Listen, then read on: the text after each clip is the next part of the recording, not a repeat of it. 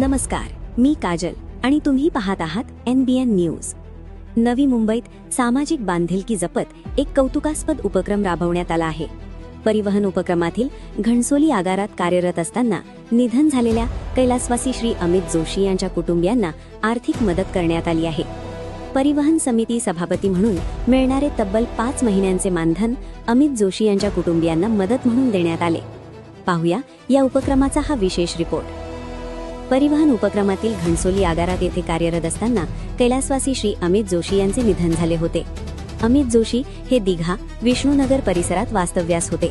त्यांच्या कुटुंबियांना आर्थिक मदतीचा हात देत परिवहन समिती सभापती म्हणून मिळणारे 5 महिन्यांचे मानधन त्यांच्या कुटुंबियांना देण्यात आले।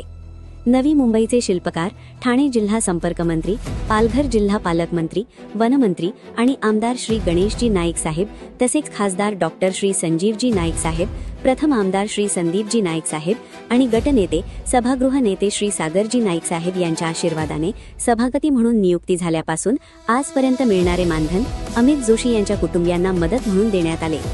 या माध्यमातून दिवंगत अमित जोशी यांच्या कुटुंबियांना आर्थिक आधार देण्याचा प्रयत्न करण्यात आला असून सामाजिक बांधिलकी जपण्याचा हा उपक्रम असल्याचे सांगण्यात आले।